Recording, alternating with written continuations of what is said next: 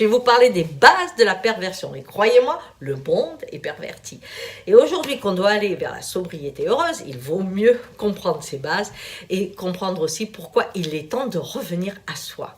Tout a commencé quand vous avez mangé de la soupe, hein, ça vous paraît bizarre, mais pourtant c'est souvent là que démarre la première des perversions. Vous avez faim ou pas faim, mais pour celle qui vous élève ou celui qui vous élève, eh bien c'est le moment de manger, d'accord? Donc à partir de là, vous installez et qu'est-ce qu'on fait très souvent quand la personne, l'enfant boude sa nourriture, etc.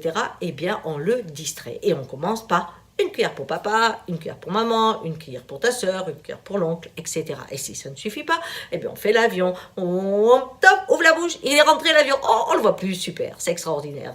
Vous connaissez ces jeux, hein, ils existent. Qu'est-ce qu'on fait réellement dans ces jeux ?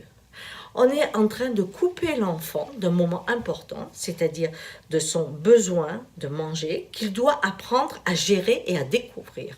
Et en plus, le moment où il doit avoir des saveurs différentes qui s'éveillent pour que ses papilles se construisent aussi de cette façon-là. Donc le moment de la nourriture, comme on le voit chez tous les animaux, est un moment extrêmement important puisqu'on découvre la capacité de gérer ses besoins et d'apporter sa suffisance. Or, ce que l'on fait en jouant avec l'enfant, c'est qu'on le détourne de ce besoin-là pour l'amener à un besoin intellectuel qui est de faire rire maman, de satisfaire ce jeu, d'apporter une réplique qui amène du soleil dans le regard de celui qu'on aime.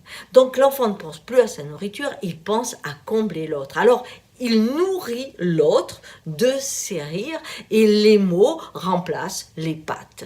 C'est simple.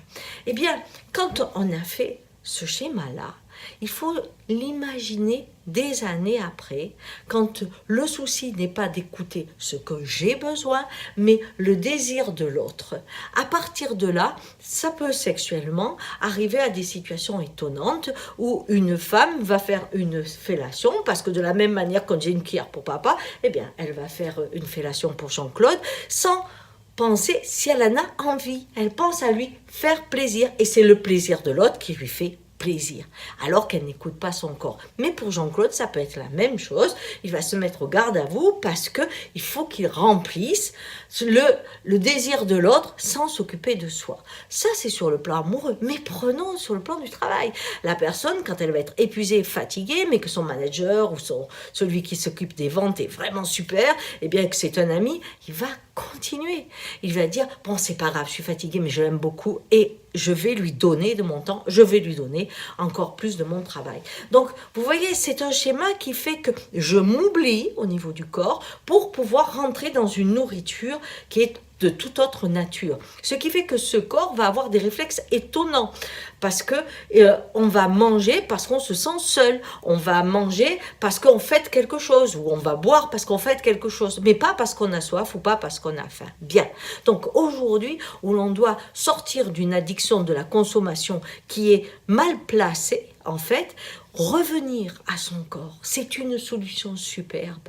Parce que dès que vous rentrez dans la sensation de vos réels besoins, qu'ils soient les trois principaux, boire, dormir, manger, eh bien, il vous amène aussi aux besoins de votre émotionnel, de votre amour, les besoins réels que vous avez.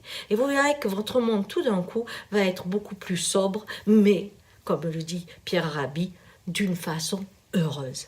Allez, s'il y a des mamans qui ont des enfants en ce moment, je vous en prie, laissez la nourriture à sa place.